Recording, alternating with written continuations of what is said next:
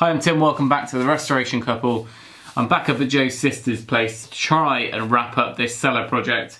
It's been dragged out a bit. I was aiming to do it in a one kind of 3-day stint and stay up here, but I've just been trying to get one day every now and then. So we're on our third day still.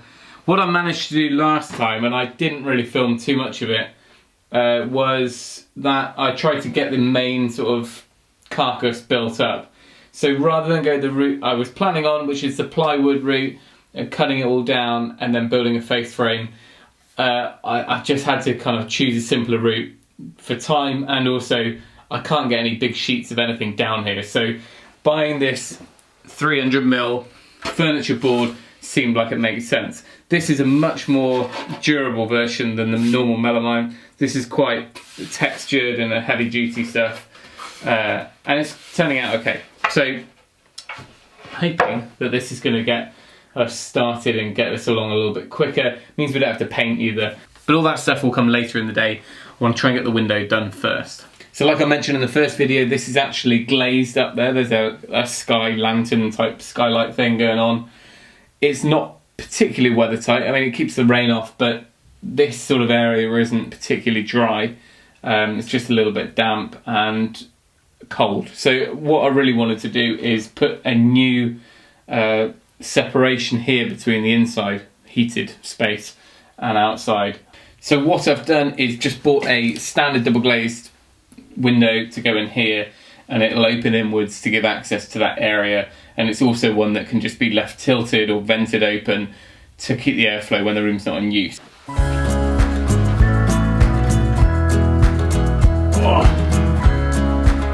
That's the sill. I don't really need a sill, but it's probably been measured up to account for that, so we might have to put that on and trim it back. Right, that's the keys off. They screw the keys to the frame, so you do want to make sure you get them off before you seal it all in. That's our inside. Right, I'm expecting it to be a bit tight, so we can clear out. All this is just pretty loose plaster and render, but we can chip back if needed.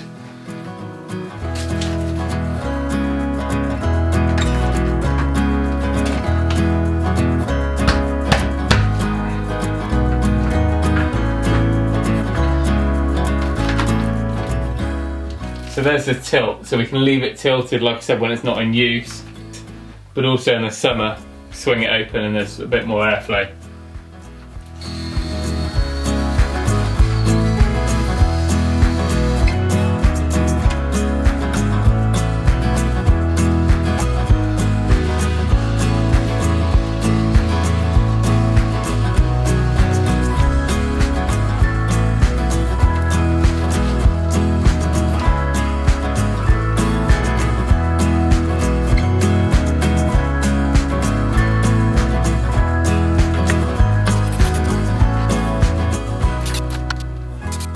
So you might be wondering what these things are.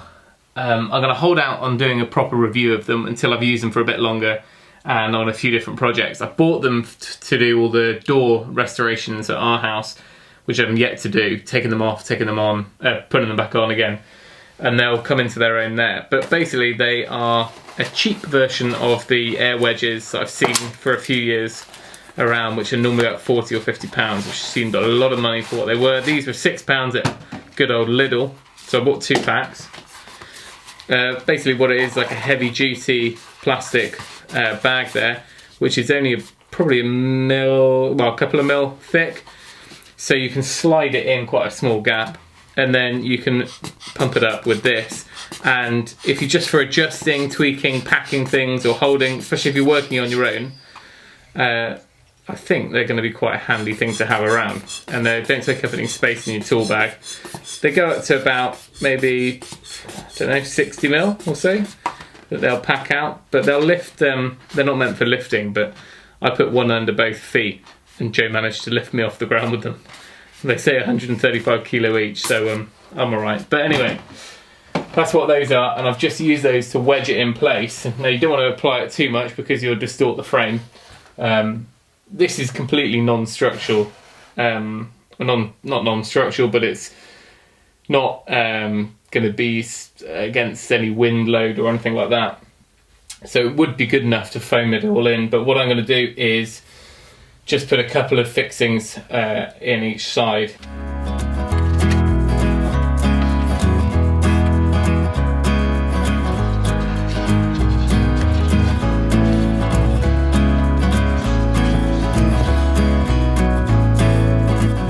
I'll leave that to go off and leave that top wedge in there, just to keep it all nice and square. Then once the edges have all dried, then I'll take the top ones out, hunky-dory, and we'll be good to go.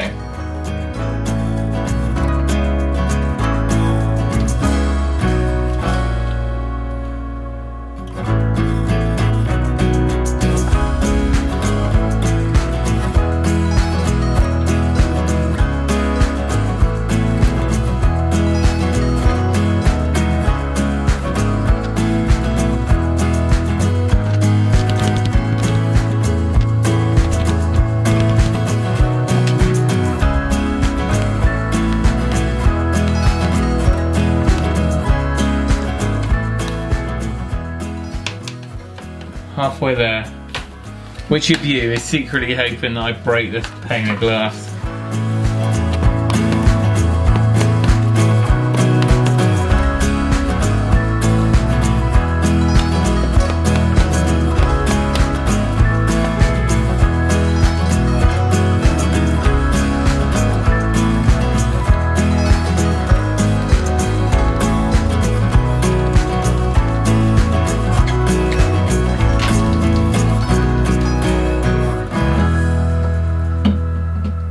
So, got to trim off of that foam, but the benefit of having this style of window down here, rather than me just buying a standard window and having trickle vents, is the fact that we can leave it open this much when the room isn't in use. There is, I mean, that's 50 times better, or even more, than just having a little vent at the top. We can leave that open, we've got good airflow through, and then we've got the air bricks up inside the light well there, which we need to clear out, and then that's going to just keep a good air movement down here. So that was where the filming ended on the window install. I had to go ahead and put the fastenings in the sides where I'd packed it out, and also I need to go back and trim around it. But that was a pretty simple and straightforward way of finishing that opening. So next up will be the woodworking side of things, and I managed to do a little bit each time I've been up there. This is what I managed to get done after I fitted that window, and I've just got back from completing the final phase, which is putting all the shelving in, adjustable shelf pins and the desk area. And there's only a few little bits to go up and tidy up in the future, but the whole room is now complete, so that'll be the next video coming out. I just had a quick look on Amazon and managed to find some of those air wedges. They're a different brand, but pretty much the same as the ones I have. I'm going to stick a link down in the description box if you want to grab a set yourself. As always, give us a thumbs up if you enjoyed the video. If you haven't subscribed already, then you can do so down below, and click the little bell symbol and you'll get a regular update. And last of all, if you want to have a look at that brick barbecue video that I posted at the beginning of the video, then I will put a link at the end of this one. So thanks for watching. Remember, if you can, do it yourself, and we'll see you next time.